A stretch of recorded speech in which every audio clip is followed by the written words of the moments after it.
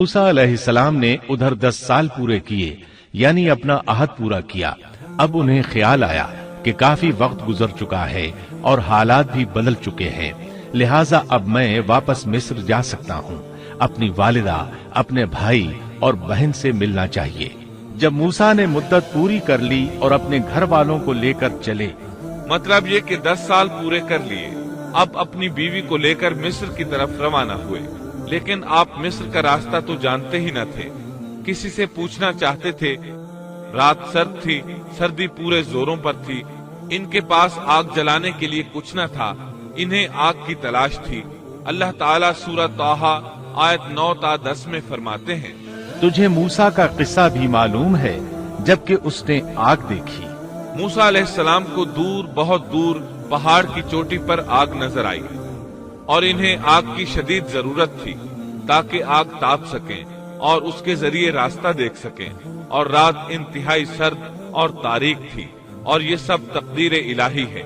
वही जात है जिसने रात को तारीक और सर्द बनाया था। उसी ने आग की शदीद हाजत पैदा की थी ताकि आपको नबुव्वत से सरफराज किया जा सके। इन्होंने आग देखी तो अपने घर वालों से कहा, मुझे आग दिखाई दी है, बहुत मुमकिन है कि मैं इसका कोई अंगारा तुम्हारे पास लाऊं या आग के पास से रास्ते की इत्तला पाऊं। जब मूसा अलैहिस्सलाम आग के करीब पहुंच गए तो वहां एक अजीब ही नजारा था। कुरान करीम ने और भी कई मंजर बयान फरमाए हैं, लेकिन ये मंजर उन सब से अनोखा मंजर था। ये आग नहीं थी, बल्कि एक बहुत बड़े कांटेदार दरख्त के अंदर से नूर निकल रहा था, या यूं कह लें कि दरख्त से आग के शोले निकल रहे थे। मूसा अलैहिस्सलाम बहुत हैरान हुए। जरा और करीब हुए तो दरख्त और ज्यादा मुनव्वर नजर आया। फिर इंतहाई करीब चले आए, तब उस दरख्त में से आवाज सुनाई दी। ये आवाज अल्लाह सुब्हानहू व तआला और एक इंसान के दरमियान बराह रास्त खिताब था।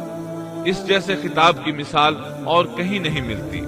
सूरह ताहा आयत 11 और 12 में है। जब वो वहां पहुंचे तो आवाज दी गई, ऐ मूसा, यकीनन मैं ही तेरा परवरदिगार हूँ। तू अपने जूते उतार दे, इसलिए कि तू पाक मैदान तुआ में है। सूरह ताहा आयत 13 ता 16 में अल्लाह ताला फरमाते हैं, और मैंने तुझे मुंतखब कर लिया है, अब जो वही की जाए उसे कान लगाकर सुन। बेशक मैं ही अल्लाह हूँ, मेरे सिवा कोई इबादत के लायक नहीं। बस तू मेरी ही इबादत कर और मेरी याद के लिए नमाज कायम रख। क़यामत यकीनन आने वाली है जिसको मैं पोशीदा रखना चाहता हूँ, ताकि हर शख्स को वो बदला दिया जाए जो उसने कोशिश की हो। बस अब उसके यकीन से तुझे कोई ऐसा शख्स रोक न दे जो उस पर ईमान न रखता हो और अपनी ख्वाहिश के पीछे पड़ा हो, वरना तू हलाक हो जाएगा। कुरान करीम में ये मजमून दीगर मकामात पर भी बयान हुआ है। सूरतुल कसस आयत 30 में है। बस जब वहां पहुंचे तो उस बाबरकत जमीन के मैदान के दाएं किनारे के दरख्त में से आवाज दिए गए कि ऐ मूसा, यकीनन मैं ही अल्लाह हूँ, सारे जहानों का परवरदिगार। अल्लाह ताला ने बराह रास्त उनसे कलाम फरमाया, उनसे खिताब किया और अपनी अजमत को उनके सामने जाहिर किया। फिर पूछा, ऐ मूसा, तेरे इस दाएं हाथ में क्या है? अल्लाह ताला तो जानते थे, लेकिन अपनी कुदरत दिखाने के लिए पूछा। मूसा अलैहिस्सलाम ने जवाब दिया कि ये मेरी लाठी है, इस पर मैं टेक लगाता हूँ और इससे मैं अपनी बकरियों के लिए पत्ते झाड़ लिया करता हूँ, और भी इसमें मुझे बहुत से फायदे हैं। अल्लाह ताला ने फरमाया, इसे हाथ से नीचे डाल दे। जूं ही मूसा अलैहिस्सलाम ने लाठी नीचे गिराई, वो सांप बनकर दौड़ने लगा। सूरतुल कसस आयत 31 में ये जिक्र यूं आया है, और ये आवाज भी आई कि अपनी लाठी डाल दो। फिर जब उसको देखा कि वो सांप की तरह फनफना रही है तो पीठ फेर कर वापस हो गए। यानी इस तरह भागे कि पीठ फेर कर न देखा। ऐसे में अल्लाह ताला ने आवाज दी, ऐ मूसा, आगे आ, डर मत, यकीनन तू हर तरह अमन वाला है। इसी तरह सूरह ताहा आयत 21 में फरमाया बेखौफ होकर इसे पकड़ ले, हम इसे उसी पहली सी सूरत में दोबारा ला देंगे, यानी इसे दोबारा लाठी बना देंगे। मूसा अलैहिस्सलाम वापस पलटे, उसको दुम से पकड़ा तो वो फिर लाठी बन गई। अब अल्लाह ताला ने फरमाया, और अपना हाथ अपनी बगल में डाल ले। सूरत अल-क़सस आयत 32 में अल्फाज यूं हैं, अपने हाथ को अपने गिरेबान में डाल। दोनों जुमलों का एक ही मतलब है कि अपने हाथ को कपड़े के नीचे से दाखिल करके अपनी बगल तक ले जा। मूसा अलैहिस्सलाम ने ऐसे ही किया। जब हाथ बाहर निकाला तो वो इस तरह चमक रहा था जैसे सूरज। उनके हाथ से नूर अजीम निकल रहा था।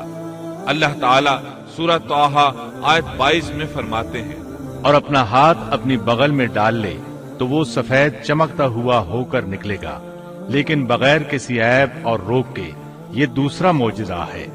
दूसरे मकाम यानी सूरत अल-क़सस आयत 32 में है, अपने हाथ को अपने गिरेबान में डाल, वो बगैर किसी किस्म के रोग के चमकता हुआ बिल्कुल सफेद निकलेगा। और जब हाथ को दोबारा बगल में ले जाओगे तो रोशनी खत्म हो जाएगी। यानी एक बार हाथ बगल में दोगे तो रोशन होकर बाहर निकलेगा, और जब दूसरी बार हाथ बगल में ले जाओगे तो रोशनी चली जाएगी। और ये अल्लाह ताला की तरफ से मौजिज़ा होगा। सूरत अल-क़सस आयत 32 में है, और खौफ से बचने के लिए अपने बाजू अपनी तरफ मिला ले। यानी जब तू खौफ व खतरा महसूस करे, तुझे कोई धमकी दे और तुझे कोई खौफ महसूस हो तो अपना हाथ अपनी तरफ मिला लेना, खौफ जाता रहेगा। हाफिज इब्ने कसीर रहमतुल्लाह अलैह फरमाते हैं कि मूसा अलैहिस्सलाम की इक़्तिदा में जो शख्स भी घबराहट के मौके पर अपने दिल पर हाथ रखेगा तो उसके दिल से खौफ जाता रहेगा या कम अज कम हल्का हो जाएगा इंशाअल्लाह। अल्लाह ताला सूरत अल-क़सस आयत 32 में फरमाते हैं, बस ये दोनों मोजज़े तेरे लिए तेरे रब की तरफ से हैं, फिरौन और उसकी कौम की तरफ। यकीनन वो सब के सब बेहुक्म और नाफरमान लोग हैं। आगे अल्लाह ताला फरमाते हैं, ये इसलिए कि हम तुझे अपनी बड़ी बड़ी निशानियां दिखाना चाहते हैं। इसके बाद सूरह ताहा आयत 24 में ये हुक्म मिलता है, अब तू फिरौन की तरफ जा, उसने बड़ी सरकशी मचा रखी है। मूसा अलैहिस्सलाम ने अल्लाह ताला से इन अल्फाज में अर्ज की, मूसा ने कहा, ऐ मेरे परवरदिगार, मेरा सीना मेरे लिए खोल दे और मेरे काम को मुझ पर आसान कर दे और मेरी जुबान की गिरह भी खोल दे। यानी मेरी जुबान में लुकनत है। जब तक मेरी जुबान की ये हालत है मैं उन्हें किस तरह दावत दूंगा, जैसा कि सूरह ताहा आयत 27 और 28 में है। और मेरी जुबान की गिरह भी खोल दे ताकि लोग अच्छी तरह मेरी बात को समझ सकें। हाफिज इब्ने कसीर रहमतुल्लाह अलैह फरमाते हैं कि आपके बचपन के जमाने में आपके सामने खजूर और अंगारे रखे गए थे। आपने अंगारा लेकर मुंह में रख लिया था, जिससे जुबान में लुकनत हो गई। फिर अल्लाह ताला से दुआ की कि मेरी जुबान की गिरह खुल जाए। मूसा अलैहिस्सलाम के इस अदब को देखिए कि सिर्फ हाजत के बकद्र सवाल किया। ये नहीं कहा कि मेरी जुबान बिल्कुल साफ हो जाए, बल्कि इतना कहा कि मेरी जुबान की गिरह खुल जाए तो लोग मेरी बात समझ लें। सूरह ताहा आयत 29 ता 36 में है, और मेरा वजीर मेरे कुनबे में से कर दे, यानी मेरे भाई हारून को। तू उससे मेरी कमर कस दे और उससे मेरा शरीके कार कर दे, ताकि हम दोनों कसरत से तेरी तस्बीह बयान करें और कसरत से तुझे याद करें। बेशक तू हमें खूब देखने भालने वाला है। अल्लाह ताला ने फरमाया, मूसा तेरे तमाम सवालात पूरे कर दिए गए। इब्ने अबी हातिम में है, आयशा रजी अल्लाह अन्हा के भांजे उर्वा रहमतुल्लाह अलैह बयान करते हैं कि आयशा रजी अल्लाह अन्हा उम्रे के लिए जाते हुए किसी आराबी के यहाँ मुकीम थी कि उन्होंने एक शख्स को सुना जो पूछ रहा था कि दुनिया में किस भाई ने अपने भाई को सबसे ज्यादा नफा पहुंचाया। इस सवाल पर तमाम लोग खामोश हो गए और कह दिया कि हमें इसका इल्म नहीं। अचानक एक शख्स बोला कि अल्लाह की कसम मुझे इसका इल्म है। आयशा रजी अल्लाह अन्हा फरमाती हैं कि उस शख्स की बात सुनकर मैंने दिल में कहा, ये शख्स कितनी बड़ी जसारत कर रहा है कि इंशाअल्लाह कहे बगैर उसने कसम उठा दी। फिर लोगों ने उससे कहा कि बताओ। उसने कहा, मूसा अलैहिस्सलाम, जिन्होंने अपनी दुआ से अपने भाई हारून को नबुव्वत दिलवाई। आयशा रजी अल्लाह अन्हा फरमाती हैं कि मैं ये बात सुनकर दंग रह गई और दिल में कहा कि वाकई इससे ज्यादा कोई भाई अपने भाई को फायदा नहीं पहुंचा सकता। अल्लाह ने सच फरमाया है کہ موسیٰ علیہ السلام اللہ کے پاس بڑے آبرودار تھے۔ اس طرح موسیٰ علیہ السلام کی سفارش سے اللہ تعالیٰ نے ہارون علیہ السلام کو نبوت عطا فرما دی۔ اس موقع پر موسیٰ علیہ السلام نے جو کہا سورۃ القصص آیت 33 تا 35 میں آتا ہے، موسیٰ نے کہا پروردگار، میں نے ان کے ایک آدمی کو قتل کیا تھا، اب مجھے اندیشہ ہے کہ وہ مجھے بھی قتل کر ڈالیں گے، اور میرا بھائی ہارون مجھ سے بہت صاف زبان والا ہے، تو اسے بھی میرا مددگار بنا کر میرے ساتھ بھیج دے کہ وہ مجھے سچا مانے، مجھے تو خوف ہے کہ وہ سب مجھے جھٹلائیں گے۔ اللہ تعالیٰ نے فرمایا، ہم تیرے بھائی کے ساتھ تیرا بازو مضبوط کر دیں گے اور تم دونوں کو غلبہ دیں گے، فرعون کے لوگ تم تک پہنچ ہی نہیں سکیں گے، ہماری نشانیوں کے سبب تم دونوں اور تمہاری فرمانبرداری کرنے والے ہی غالب رہیں گے۔ موسیٰ علیہ السلام نے سفر طے کیا اور فرعون کی طرف چلے آئے۔ پہلے اپنی ماں، بہن اور بھائی سے ملے، پھر اپنے بھائی ہارون کو ساتھ لے کر فرعون کی طرف چلے۔ آپ نے دستک دی تو دربانوں نے آپ کو واپس لوٹا دیا۔ وہ صرف قوم کے سرداروں ہی کو اس کے پاس جانے دیتے تھے۔ انہوں نے موسیٰ علیہ السلام سے کہا، واپس چلے جاؤ۔ تب موسیٰ علیہ السلام نے فرمایا، انی رسول، میں تو قاصد ہوں، پیغام لے کر آیا ہوں۔ اب قاصد تو دوسرے بادشاہوں کے ہوتے تھے، انہیں تو اندر جانے دیا جاتا تھا، چنانچہ دربانوں نے آپ کو بھی اندر جانے دیا اور وہ آپ کو پہچان نہ سکے، لیکن فرعون نے انہیں پہچان لیا۔ یہ منظر قرآن کی بہت سی آیات میں بیان ہوا ہے۔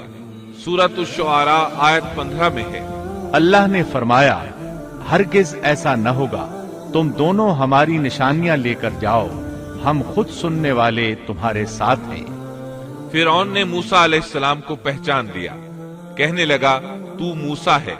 جواب ملا، ہاں۔ فرعون نے جو کچھ کہا سورۃ الشعراء آیت 18 تا 22 میں ہے۔ فرعون نے کہا، کیا ہم نے تجھے تیرے بچپن کے زمانے میں اپنے ہاں نہیں پالا تھا، اور تو نے اپنی عمر کے بہت سے سال ہم میں نہیں گزارے؟ پھر تو اپنا وہ کام کر گیا جو کر گیا، اور تو ناشکروں میں سے ہے۔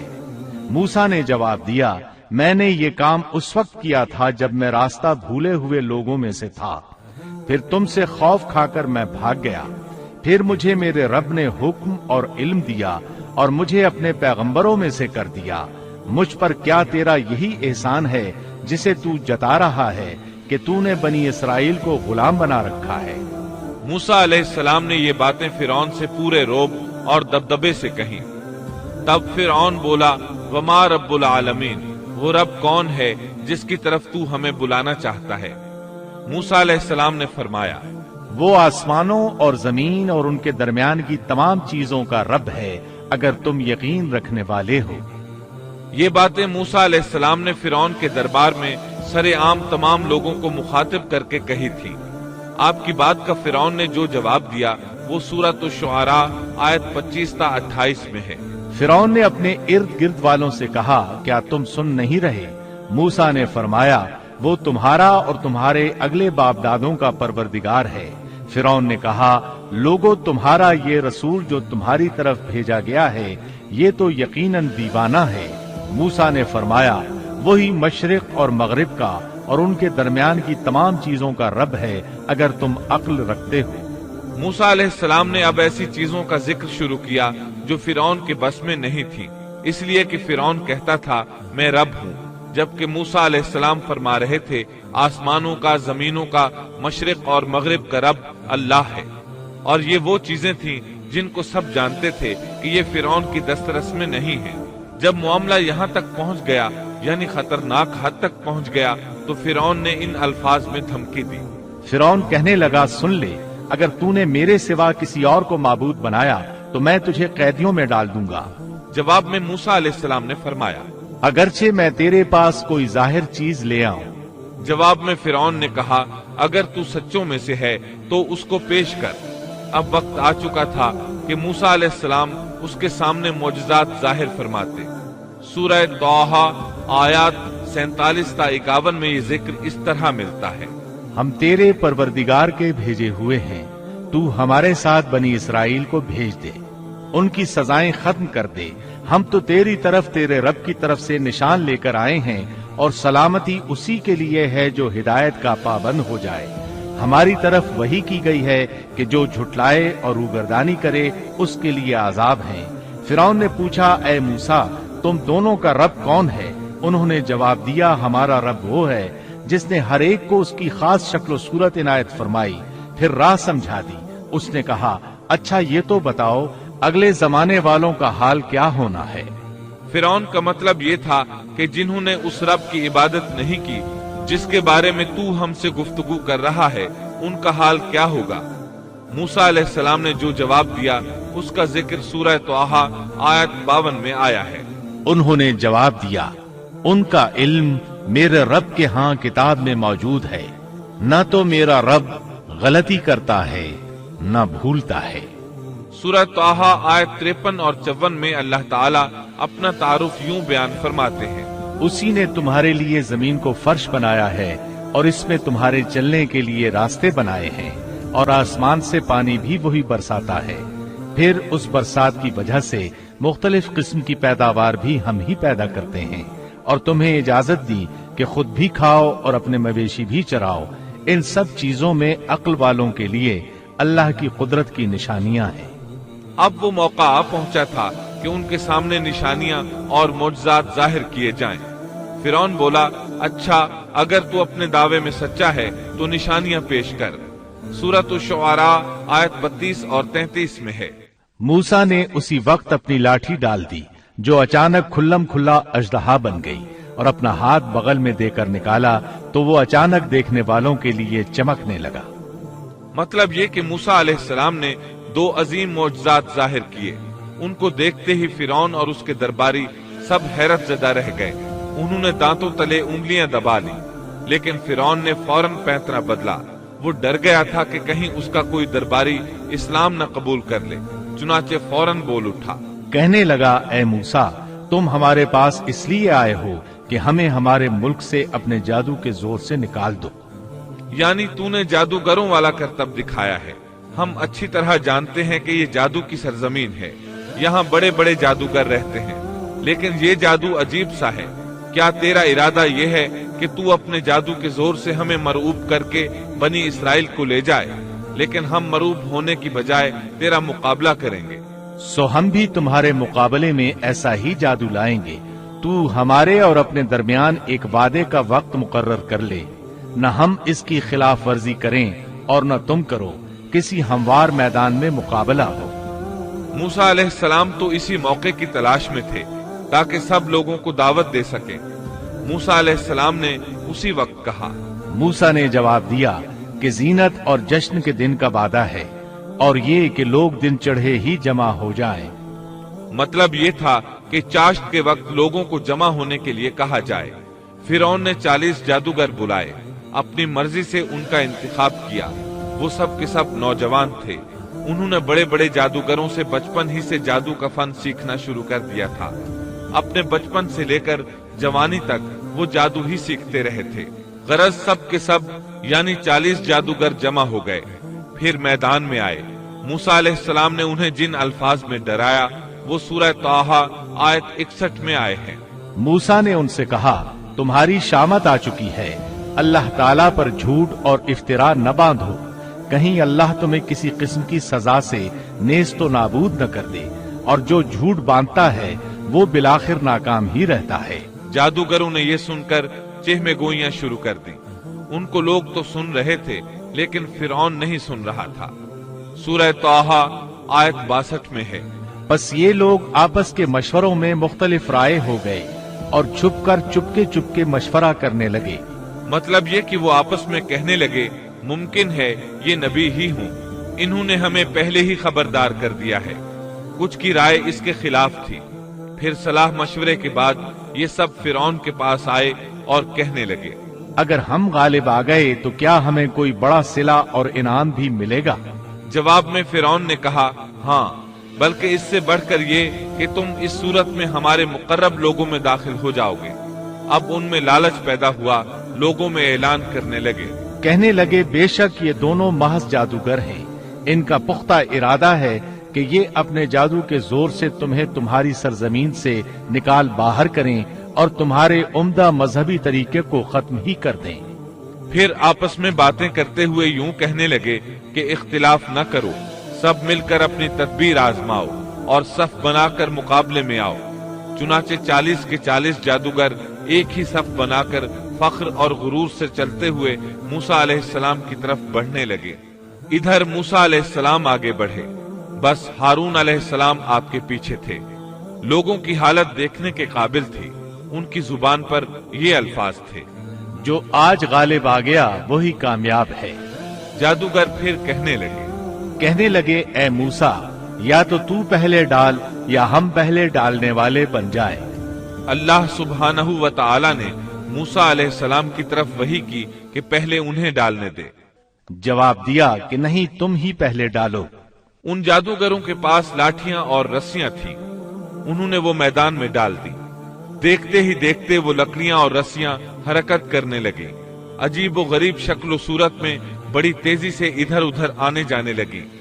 सूरह तौहा आयत 66 में अल्लाह ताला फरमाते हैं, अब तो मूसा को ये ख्याल गुजरने लगा कि उनकी रस्सियां और लकड़ियां उनके जादू के जोर से दौड़ भाग रही हैं। सूरतुल आराफ आयत 116 में इस वाक़े को अल्लाह ताला ने यूं बयान किया है, जब उन्होंने डाला तो लोगों की आंखों पर जादू कर दिया और उनको दहशत ज़दा कर दिया और एक तरह का बहुत बड़ा जादू बना लाए। जादू के करतब से लोगों की आंखों पर जादू कर दिया। बस सबको यूं दिखाई देता था कि ये सब सांप हैं। सब लोग खौफजदा से हो गए। मूसा अलैहिस्सलाम ने भी कुछ खौफ सा महसूस किया कि ये कैसा जादू है। उसी वक्त अल्लाह ताला ने मूसा अलैहिस्सलाम को तसल्ली दी और फरमाया, हमने कहा कुछ खौफ न कर, यकीनन तू ही गालिब और बरतर रहेगा। तेरे दाएं हाथ में जो है वो डाल दे। सैयदना हारून अलैहिस्सलाम ने आपको लाठी पकड़ाई। आपने उसको मैदान में डाल दिया। वो अजदहा बन गई और उसने उन तमाम को निगलना शुरू कर दिया। अल्लाह ताला सूरह ताहा आयत 69 में फरमाते हैं, और तेरे दाएं हाथ में जो है उसको डाल दे ताकि ये इनकी तमाम कारीगरी को निगल जाए। उन्होंने जो कुछ बनाया है ये सिर्फ जादूगरी के करतब हैं और जादूगर कहीं से भी आए कामयाब नहीं होता। जादूगरों ने पूरे मजमे पर जादू कर रखा था। जब मूसा अलैहिस्सलाम का आसा उन सब को निगल गया, तब उन्होंने जान लिया कि उनके जादू के जवाब में ये जादू नहीं हो सकता। ये तो अल्लाह तबारक व तआला की तरफ से मोजज़ा ही लगता है। अल्लाह ताला सूरह ताहा आयत 70 में फरमाते हैं, जादूगर सजदे में गिर गए और कहने लगे, हम तो हारून और मूसा के रब पर ईमान ले आए। उन्हें यकीन हो गया था कि ये जादू नहीं है बल्कि ये अल्लाह का मोजज़ा है। उनके अल्फाज सुनकर फिरौन गजबनाक हो गया, आग बगूला हो गया, इसलिए कि 40 के 40 जादूगर सजदे में गिर गए थे। वो बोला, मेरी इजाजत से पहले ही तुम इस पर ईमान ले आए, यानी तुमने मुझसे पूछा तक नहीं, मशवरा नहीं किया और इस पर ईमान ले आए। बेशक यही तुम्हारा वो बड़ा बुजुर्ग है जिसने तुम्हें जादू सिखाया है। मतलब ये कि ये तुम्हारा उस्ताद है और तुम्हारा ये पहले से तयशुदा प्रोग्राम था। चुनाचे वो कहने लगा, बेशक ये एक साजिश थी जिस पर तुमने इस शहर में अमल किया ताकि तुम सब इस शहर से यहाँ के रहने वालों को बाहर निकाल दो। अब वो उन्हें धमकियां देने पर उतर आए, जैसा कि सूरह ताहा आयत 71 में है, सुन लो, मैं तुम सब के हाथ और पांव मुखालिफ समतों में कटवाकर तुम सबको खजूरों के तनों पर लटकवा दूंगा और तुम्हें मालूम हो जाएगा कि हम दोनों में से किसका अजाब ज्यादा सख्त और देर पा है। इस पर जादूगरों ने जो जवाब दिया वो सूरह ताहा आयत 72 में आया है। उन लोगों ने जवाब दिया कि हम इन दलाइल और उस जात के मुकाबले में तुझे कभी तरजीह नहीं देंगे जिसने हमें पैदा किया है। तुझे जो करना है दिल खोल कर डाल, तू सिवाय इसके कि इस दुनियावी जिंदगी में कुछ कर ले और कर भी क्या सकता है। फिरौन ने फौरन इन जादूगरों को मज़कूरा सजा दिलवाई और जादूगर ये कहते हुए चले, अब हम अपने परवरदिगार पर ईमान ला चुके ताकि वो हमारे पिछले गुनाह मुआफ कर दे और तूने जो जादू के सिलसिले में हम पर जोर डाला उसको भी मुआफ कर दे, और अल्लाह ताला ही बेहतर और सदा बाकी रहने वाला है। سیدنا عبداللہ بن عباس رضی اللہ عنہما فرماتے ہیں کہ ان جادوگروں کے علاوہ اس قوم سے 3 ہی افراد ایمان لائے تھے، ایک آسیہ، دوسرا وہ دوڑ کر آنے والا آدمی، اور تیسرا وہ آدمی جو آل فرعون میں سے تھا اور اپنے ایمان کو چھپائے ہوئے تھا۔ باقی سب کے سب کفر پر ہی ڈٹے رہے۔ اب سب پر حق عیاں ہو چکا تھا۔ فرعون نے اپنی خاص جماعت سے مشورہ کیا کہ اب کیا کیا جائے۔ انہوں نے مشورہ دیا کہ بنی اسرائیل پر عذاب بڑھا دیا جائے۔ سورۃ المومن آیت 25 میں اس کا ذکر آیا ہے۔ جب ان کے پاس موسیٰ ہماری طرف سے دین حق لے کر آئے تو انہوں نے کہا، جو اس کے ساتھ ایمان لانے والے ہیں ان کے لڑکوں کو مار ڈالو اور ان کی لڑکیوں کو زندہ رکھو۔ کافروں کی جو ہیلا سازی ہے وہ غلطی ہی میں ہے۔ اب بنی اسرائیل پر دوبارہ آزمائش کا مرحلہ شروع ہو گیا۔ فرعون کہنے لگا، اور فرعون نے کہا، مجھے چھوڑو کہ میں موسیٰ کو مار ڈالوں۔ اسے چاہیے کہ اپنے رب کو پکارے۔ مجھے تو ڈر ہے یہ کہیں تمہارا دین نہ بدل ڈالے یا ملک میں کوئی بہت بڑا فساد نہ برپا کر دے۔ اس کی ان باتوں اور ارادہ قتل کے مقابلے میں موسیٰ علیہ السلام اللہ تعالیٰ سے یوں دعا مانگتے ہیں۔ موسیٰ نے کہا، میں اپنے اور تمہارے رب کی پناہ میں آتا ہوں ہر اس تکبر کرنے والے شخص سے جو روز حساب پر ایمان نہیں رکھتا۔ آل فرعون میں سے ایک آدمی جو پوشیدہ طور پر ایمان لا چکا تھا فوراً اس معاملے میں دخل دیتا ہے، اور ایک مومن شخص نے جو فرعون کے خاندان میں سے تھا اور اپنا ایمان چھپائے ہوئے تھا کہا کہ کیا تم ایک شخص کو محض اس بات پر قتل کرتے ہو کہ وہ کہتا ہے میرا رب اللہ ہے اور تمہارے رب کی طرف سے دلیلیں لے کر آیا ہے۔ وہ انہیں دعوت دیتا ہے اور یہ وقت دعوت کا کتنا عظیم وقت ہے۔ اس نے کہا، اس آدمی کی پیروی کرو۔ پھر فرعون کو اللہ تعالیٰ کی نعمتیں یاد دلاتا ہے، نبی کی مخالفت سے روکتا ہے۔ آخرکار فرعون اسے بھی مار ڈالنے پر تل جاتا ہے، لیکن اللہ تعالیٰ اسے بچا لیتے ہیں، جیسا کہ سورۃ المومن آیت 45 میں ہے۔ بس اللہ تعالیٰ نے اسے تمام برائیوں سے محفوظ رکھا جو ان لوگوں نے سوچ رکھی تھی، اور فرعون والوں پر بری طرح کا عذاب الٹ دیا۔ مسلسل تبلیغ اور معجزات دکھانے کے باوجود موسیٰ علیہ السلام پر بنی اسرائیل کے علاوہ آل فرعون سے تھوڑے سے لوگ ایمان لائے تھے۔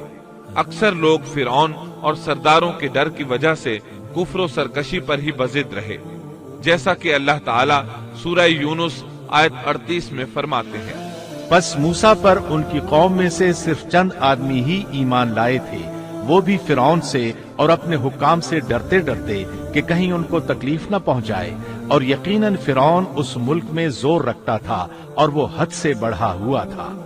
بنی اسرائیل پر آزمائشیں شروع ہو گئیں تو موسیٰ علیہ السلام نے ان سے فرمایا، اور موسیٰ نے کہا، اے میری قوم، اگر تم اللہ پر ایمان رکھتے ہو تو اسی پر توکل کرو، اگر تم اطاعت کرنے والے ہو۔ انہوں نے عرض کیا کہ ہم نے اللہ ہی پر توکل کیا ہے۔ پہلے اگرچہ انہوں نے موسیٰ علیہ السلام سے شکوہ کیا تھا اور یہ کہا تھا، ہم تو ہمیشہ مصیبت ہی میں رہے، آپ کی تشریف آوری سے پہلے بھی اور آپ کی تشریف آوری کے بعد میں بھی۔ مطلب یہ تھا کہ آپ کی پیدائش سے پہلے بھی فرعون نے ہمارے لڑکے ذبح کیے، اور آپ کے دعوی نبوت کے بعد بھی یہی حال ہے۔ البتہ بعد میں انہوں نے اپنے اس جواب سے رجوع کر لیا، معافی مانگی اور یوں کہا، انہوں نے عرض کیا کہ ہم نے اللہ ہی پر توکل کیا، اے ہمارے پروردگار، ہم کو ان ظالموں کے لیے فتنہ نہ بنا اور ہمیں اپنی رحمت سے ان کافر لوگوں سے نجات دے۔ اس کے بعد اللہ تعالیٰ نے موسیٰ علیہ السلام کو وحی فرمائی۔ اس کا ذکر سورہ یونس آیت 87 میں ہے۔ اور ہم نے موسیٰ اور ان کے بھائی کے پاس وحی بھیجی کہ تم دونوں اپنی قوم کے لیے مصر میں گھر بنا لو۔ مطلب یہ کہ اپنے گھروں ہی کو مسجد بنا لو، یعنی فرعون کی طرف سے سختی اور نگرانی زیادہ ہے اور تمہارے لیے مسجدوں میں آ کر نماز پڑھنا ممکن نہیں، تو تم گھروں ہی میں نماز ادا کرتے رہو، جیسا کہ سورہ یونس آیت 87 میں ہے۔ اور نماز کے پابند رہو اور آپ مسلمانوں کو بشارت دے دیں۔ اسی موقع پر موسیٰ علیہ السلام نے ایک دعا فرمائی، اور موسیٰ نے عرض کیا، اے ہمارے رب، تو نے فرعون کو اور اس کے سرداروں کو سامان زینت اور طرح طرح کے مال دنیاوی زندگی میں دیے، اے ہمارے رب، اسی واسطے دیے ہیں کہ وہ تیری راہ سے گمراہ کریں۔ اے ہمارے رب، ان کے مالوں کو نیست و نابود کر دے اور ان کے دلوں کو سخت کر دے، سو یہ ایمان نہ لانے پائیں یہاں تک کہ دردناک عذاب کو دیکھ لیں۔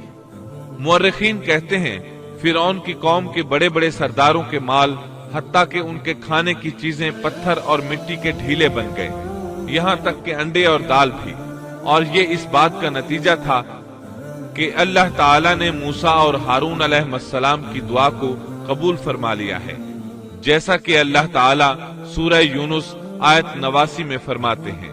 حق تعالیٰ نے فرمایا کہ تم دونوں کی دعا قبول کر لی گئی، سو تم ثابت قدم رہو اور ان لوگوں کی راہ نہ چلنا جن کو علم نہیں۔ اس کے بعد بنی اسرائیل پر بلائیں اور آزمائشیں سخت ہو گئیں۔ سورۃ الاعراف آیت 129 میں ہے۔ قوم کے لوگ کہنے لگے ہم تو ہمیشہ مصیبت ہی میں رہے، آپ کی تشریف آوری سے پہلے بھی اور آپ کی تشریف آوری کے بعد بھی۔ موسیٰ نے فرمایا اللہ بہت جلد تمہارے دشمن کو ہلاک کر دے گا اور بجائے ان کے تمہیں اس سرزمین کا خلیفہ بنا دے گا، پھر تمہارا طرز عمل دیکھے گا۔ یعنی بہت جلد اللہ تعالیٰ تمہیں زمین میں حاکم بنائے گا، وہ تمہیں دیکھے گا کہ تم کیسے عمل سر انجام دیتے ہو۔ اب جو ہی بنی اسرائیل پر مصیبتوں کا دور شروع ہوا، اللہ تعالیٰ نے مصریوں پر بھی ابتلا اور آزمائش کا دور شروع کر دیا، چنانچہ فرعون اور مصریوں پر لگاتار ہلاکتیں آنا شروع ہو گئیں۔